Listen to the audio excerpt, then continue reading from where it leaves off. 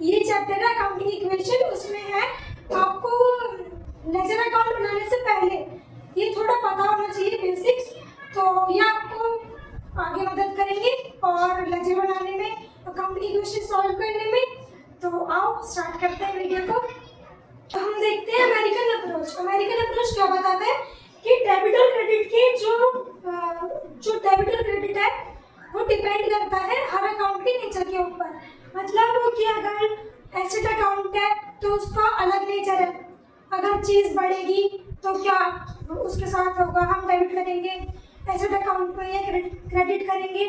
तो ऐसे ही हर अकाउंट का नेचर अलग होता है और उसके नेचर के हिसाब से हम हर चीज़ इसमें फॉलो करते हैं।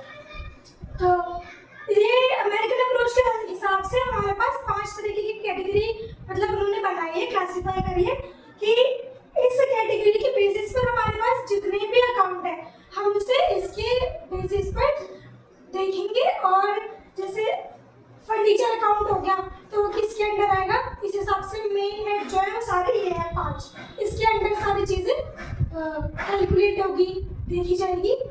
तो बस पहले देखते हैं कौन सा होता है एसेट अकाउंट।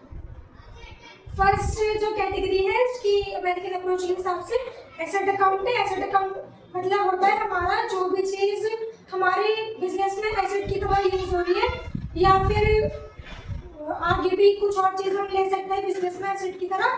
तो वो जैसे फर्नीचर अकाउंट हो गया, स्टॉक अकाउंट हो गया, इन्वेंट्री अकाउंट, इन्वेंट्री हो गई, जैसे गुड्स होते हैं ना, परचेज अकाउंट, ये सब एसेट अकाउंट के अंडर हम काउंट करते हैं।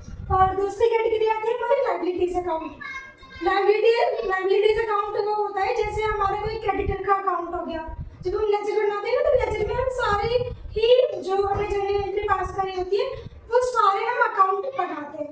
तो जैसे हमारा लायबिलिटी है ना तो क्रेडिटर अकाउंट उसके अंदर आ सकता है, या कुछ जिससे हमने उधार लिया है कोई कंपनी वो हमारे लायबिलिटी अकाउंट में आ सकती है। तो लायबिलिटी अकाउंट हो गया, एसेट अकाउंट हो गया। अब थर्ड देखते हैं कैपिटल अकाउंट या फिर ऑनर इक्विटी अकाउंट। थर्ड होता है हमारा कैपिटल अकाउंट। इसका कैपिटल अकाउंट मतलब जो ऑनर ने कैपिटल लगा रखी है बिजनेस को चलाने के लिए, या फिर और कैपिटल उसमें इन्वेस्ट करता है, या ड्रॉइंग्स मतलब बोरो करता है, वो सारी चीज़ें हम कैपिटल अकाउंट के अंदर रिकॉर्ड करते हैं। आगे देखते हैं फोर्थ आता है रिवेन्यू और इनकम अकाउंट्स। रिवेन्यू अकाउंट्स या फिर इनकम अकाउंट्स मतलब जिसकी वजह से हमारी इनकम जनरेट हो रही है, सेल्स अकाउंट हो गया, तो ये आता है हमारे रिवेन्यू अकाउंट के अंदर। और फिफ्थ आता है लॉस या फिर लॉसेस या एक्सपेंस अकाउंट। जैसे कि हमारे रेंट अकाउंट बनता है, आगे जाके आप पढ़ोगे ना तो आपको और अच्छे से समझ में आएगा। अगर हमारे चैनल को फॉलो करते रहे और पढ़ते रहे हमसे तो और अच्छे से आपको सारे अकाउंट्स बढ़िया तरीके से आ जाएगी और हमेशा याद भी रहेगी। तो लॉस और एक्सपेंस अकाउंट होता है फिफ्थ कैटेगरी। इसमें आता है हमारे रेंट अकाउंट, जैसे हमारा कोई खर्चा हो रहा है बिजनेस का तो वो सारे इसके अंडर कैटेगराइज होते हैं। और इसी के रूल के हिसाब से आप सारे अकाउंट को ट्रीट करते हो। तो आगे हम देख लेते हैं कि इसका फॉर्मूला क्या है, कैसे डेबिट होता है, कैसे क्रेडिट होता है हर अकाउंट का। तो चलते हैं आगे की वीडियो में और बताते हैं। तो चलो अभी हम देख लेते हैं कि एसेट अकाउंट में किस चीज़ पे के होने पर इंक्रीज कहाँ पर होगा और डिक्रीज कहाँ रिकॉर्ड करेंगे। तो पढ़ते हैं पहले। Increase in asset will be recorded on this side. ये होती है हमारी डेबिट साइड, मीन्स आपका जो लेफ्ट हैंड है वो है आपका डेबिट और राइट हैंड है वो है आपका क्रेडिट। तो अगर कुछ भी इंक्रीज हो रहा है एसेट अकाउंट में तो वो हमेशा डेबिट साइड पे रिकॉर्ड होगा, और अगर कुछ भी चीज़ डिक्रीज हो रही है एसेट अकाउंट में तो वो हमारे क्रेडिट साइड पर रिकॉर्ड होगा, मतलब हमारा नुकसान है। तो अब उसके ऊपर हम एक एग्जांपल लेते हैं। फर्नीचर अकाउंट मान लो कि हमारे पास फर्नीचर है, हमने 10,000 का फर्नीचर लिया है और अब हमें वो अपने अकाउंट में रिकॉर्ड करना है।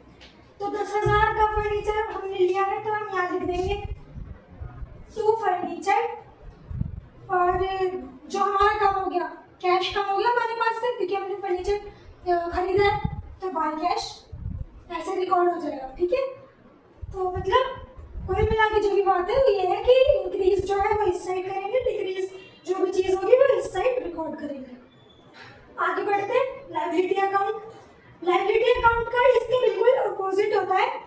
जैसे अगर हमारी लाइबिलिटी कम हो रही है तो हम रिकॉर्ड करेंगे डेबिट साइड में, decrease in liability will be recorded on this side. और अगर हमारी लाइबिलिटी इंक्रीज हो रही है तो हमें नुकसान है तो फिर हम उसे रिकॉर्ड करेंगे क्रेडिट साइड पर, increase in liability will be recorded on this side. तो जैसे आपने 10,000 रुपये किसी से उधार लिए, अब वो उधार लिए हैं, मान लो कोई है राजू, राजू छोड़ो, कोई गोविंद है, उससे हमने 10,000 रुपये उधार लिए तो हमारी लाइबिलिटी इंक्रीज हो गई। अब वो लाइबिलिटी जो इंक्रीज हुई है हम उसे इस साइड लिख देंगे बाय गोविंद करके, ठीक है, हमारा वो इंक्रीज। मतलब इन सब का मतलब है कि अगर एक अकाउंट में इंक्रीज या कुछ भी ट्रांजैक्शन हुई ना तो उससे 2 अकाउंट इफेक्ट करेंगे। सारे वैसे लेजर अकाउंट में अलग अलग अकाउंट बनते हैं, लेकिन अगर हम कोई एक ही पूरा लेजर बनाते हैं ना, कोई जर्नल एंट्री पास करते हैं तो वो सारी चीज़ें 2 अकाउंट इफेक्ट करती है एक साथ। जैसे अगर कोई हमने क्रेडिट पर चीज़ ली, 10,000 रुपये हमने उधार ले लिए गोविंद से, तो हम कैश टू गोविंद कर देंगे क्योंकि हमारी लाइबिलिटी इंक्रीज हुई है तो टू गोविंद करके यहाँ पे आ जाएगा और बाय कैश करके यहाँ पे आ जाएगा लाइबिलिटी अकाउंट में। ऐसे हम उसे शो करेंगे। गोविंद का अकाउंट बनेगा तो उसमें वहाँ जाएगा। आप ज़्यादा कंफ्यूज ना हो, बस इतना समझ लो कि अगर डिक्रीज होगा लाइबिलिटी में तो डेबिट साइड आएगा और जो इंक्रीज होगा लाइबिलिटी में वो क्रेडिट साइड जाएगा। बाकी जब हम आगे जर्नल एंट्री पास करेंगे तो आपको और अच्छे से समझ में आएगा। आगे देखते हैं कैपिटल अकाउंट। थर्ड, अगर कैपिटल अकाउंट में जैसे किसी ऑनर ने इन्वेस्ट किया है, एडिशनल कैपिटल इन्वेस्ट करिए, तो हम उसे रिकॉर्ड करेंगे क्रेडिट साइड पर। और जो अगर कोई डिक्रीज हुई है, उसने ड्राइंग्स ली, मतलब अपने कैपिटल में से कुछ पैसे ले लिए अपने पर्सनल यूज के लिए, तो वो हम रिकॉर्ड कर देंगे यहाँ पर डेबिट साइड पर। तो decrease in capital will be recorded on this side और increase in capital will be recorded on this side. अगर कुछ कम होगा तो हम उसे डेबिट साइड पे रिकॉर्ड करेंगे, अगर कुछ ज़्यादा बढ़ता है कैपिटल में तो हम उसे क्रेडिट साइड पर रिकॉर्ड करेंगे। बाकी आप देखो आज राइटिंग भी कुछ ज़्यादा साफ आई है, तो कमेंट्स में बताना अगर राइटिंग पसंद आई है तो। आगे हम बढ़ते हैं 4th अकाउंट की तरफ और बस 2 अकाउंट बचेंगे और इस वीडियो को यहीं पर।